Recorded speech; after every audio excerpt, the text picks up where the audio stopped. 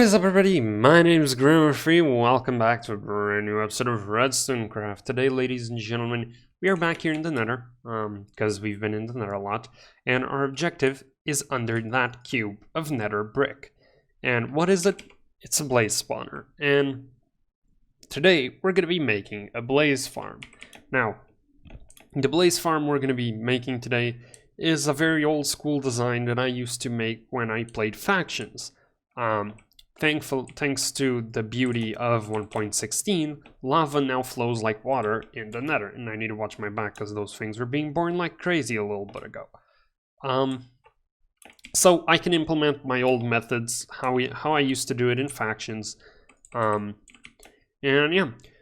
So to start off with, we need to clear an area to build around, and I think the recommended is 4 blocks to each side of the spawner. I'm gonna do 5, and then we're gonna funnel the blazes to a single hole, and that's where they're gonna fall, and we're gonna kill them with a sword because they drop both XP and blaze rods when killed by a player.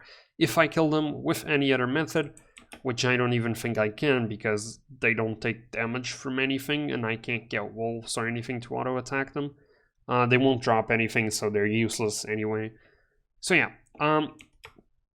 Now, today's build is going to be time-lapsed, and I will explain what I do later, and the reason for that is, if I try it, I have to be like really fast building this, and if I try to explain stuff as I did it, I would likely end up dying, because I was down there building that block because torches didn't work, and even with that block built, they were still spawning like crazy. I don't know why. There were like easily 30 of them, and you can see why that would be problematic. So yeah, we're going to pop into a time lapse, and once I'm done building, I'll go into a copy of Redstone Craft in Creative to let you guys see it properly, and I'll show you around. So, cue in the music.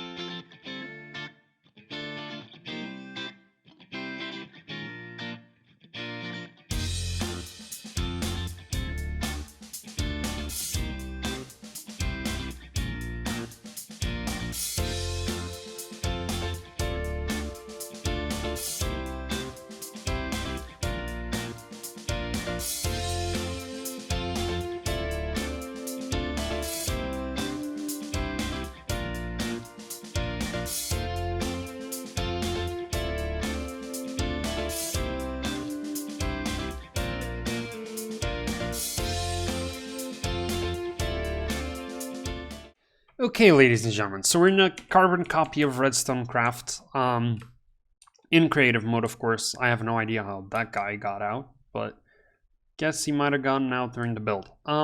Anyway, we're in a carbon copy, so I can show you guys this in creative and not look incredibly dumb. So you can see there's already a lot of blazes here. If I switch into spectator, this is the farm. So let's mess about a bit. Okay, blazes. So if I do the math, you can see there's going to be 5 blocks to each side of the blaze spawner. So 5 on every side. And the reason for that is I think mobs can spawn up to 4. You can see he spawned on the border of 3 and 4. So technically, if your 5th block is a wall, they shouldn't spawn outside. However, doing it this way has 2 benefits. Firstly, it makes sure that no blazes are going to glitch through walls. In factions, we had this huge issue, and in previous builds of mine when we were playing around with, like on Redstone Craft, not on Redstone Craft, on Xcraft, on A-Gamers series. If you guys didn't know, we actually have a Silk Spawners plugin, so we do make blaze farms like this in the overworld. But yeah, this is the best way. Make sure that there are no spawners around it. And another key aspect, and it's something even I forget at times, put blocks on top of your spawner. Otherwise, what's going to happen is at some point, a blaze is going to spawn like that one. Thank you, mate. Perfect example. He spawned on top of the spawner and he won't go down. And this will, in time, slow down rates because multiple blazes are going to get spawned in there and it's going to suck for the farm, basically. So, highly advise you to do this. Another thing to keep in mind is the 5 block limit below. So although they can spawn in the air, they can spawn up to 5 blocks below. So if you're not careful, you put your room too close to this, like especially in this design, because the spawner, like the catch room, is below it directly. If it's not far enough below, it's gonna mess up. In addition to that, it can't be too far because there is an active area around the spawner where blazes will spawn. So you have to find it in between. In this case, it's about 10 blocks below and the blazes do spawn.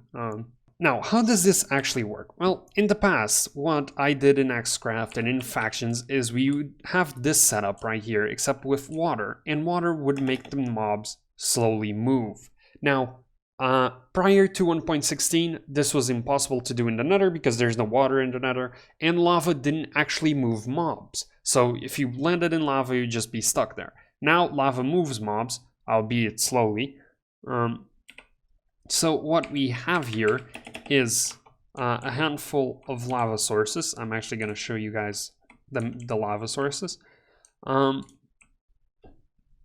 you go. So you have 4 main ones in the corners, and then you can see the size. This is a 5 by 5 without this corner here in the middle, and the lava will flow all around, and then it will flow the blazes either directly into the 3 by 3 hole in the middle or into one of these smaller things right here, which will then flow them to the middle. And piece of advice I forgot. The way you make the lava not actually just flow to the corner like it's doing right now is this actually needs to be done in a sequential order. So the way you do it is you make sure you have the entire floor filled. This is going to become chaos with blazes in here, but okay. So what you do is you build this and then you put the corner ones in. And trust me, you're gonna have a hard time doing this with blazes, so you better block off that spawner. Once that's in, what you do is block this off, break the blocks below it, lava, and let it flow. This way, they're gonna come through here, and at some point they will drop down and go below. Huh, weird. This is acting in a different way than it did when I built it in survival before this. Okay, this is curious. So let me see. Yeah. So maybe you don't even need the lava buckets in the middle. Interesting. So we're finding stuff out. This does mean I'm gonna need to go change this in survival. Well, I don't have to, but it will be a different farm. This is very interesting. Oh crap. Okay. Fuck that one up. So you do have to put signs here in the middle, otherwise the lava will flow into it, so just pay attention to that. But anyway, apparently if I just place these down, it will flow. Oh, right, duh, blocks. So fill this in. That blaze is going to be an annoyance, isn't it? Can you bugger off? Did I break anything I shouldn't? No, I didn't. Okay, so order of how to actually do this. Blazes, mind you. These guys are annoying. I need a sword. Should have kept my stuff, I deleted it. Okie dokie, let's do that. Okay, so order to actually do this. Put lava sources all around. What the hell is that floating? Okay. Then break these 2 blocks. You shouldn't need to break any more. There you go. And there. Now all the blazes will slowly, quite slowly, because lava is still slower than water, despite it still being a thing. They will flow down into the middle and fall into your death trap. So yeah, that's the farm. It's really easy. It's literally just a cube. I'm gonna block this off so you don't get anything else. Then down here, all I made was a killing chamber, so you can just come up here, swing away with your sword, and this is not only going to give you blaze rods, but also a lot of XP. So what we might do, actually, since this doesn't need a sorter system, it literally has 1 item, is we're going to decorate this a little bit, make it look better. And yeah, let's, one way or the other, pop back into the survival world to actually see how this looks in survival, since that's really what matters, ain't it? Yeah. Let's pop back to survival, shall we? Okay, ladies and gentlemen, so we're back here in survival. I actually had to go refuel, get more food, get a new pair of gold pants because mine broke. And yeah, we're here. It's all done. I'm actually really excited about this. I don't want that guy to see me though. Now, this farm is going to be pretty productive, but there is something that I need to add here. I need to add an upper platform because even I might just have a bigger range when I'm in creative than I do in survival, because in survival I can't get the guys to spawn no matter where I am. While in creative, you guys saw they were spawning like crazy. Maybe if I do this, will that help? Nope, that did not help at all. Okay, well, we might have to rethink an AFK system here. And there's actually something else that needs to get done. You see, blazes are part of the mob cap whether I like it or not, and even though spawners themselves aren't affected by the mob cap, so blazes will always be spawned, it does mean that if there are no spawn spots, so if the mob cap is completely full, it will mitigate blaze spawning, which isn't good. It's not what I want. It's not going to be good for us, so I gotta think about that, and I think the only way to fix that is a perimeter, so I might have to make one here. I'm not going to do that today. I do not have the time. Last time... Oh, hello, Blaze. Last time it took me an entire day. Okay, so there's a few of them here. To actually get the perimeter done, so that's not happening anytime soon, but in my defense, I don't really need that many blaze rods right now. But I will try neutralizing some spawn spots around here if I can. Destroy these mountains, you know, get a little bit done. And build an AFK spot closer to ceiling here. But yeah. Sadly though, ladies and gentlemen, that is all I've got time for today. I sincerely hope you enjoyed this episode of Redstone Craft. We had a bit of a music time lapse, which is something we haven't had in a while. But yeah, if you enjoyed, make sure to hit that like button, subscribe to the channel, and that's it for today, folks. I'm out. Peace.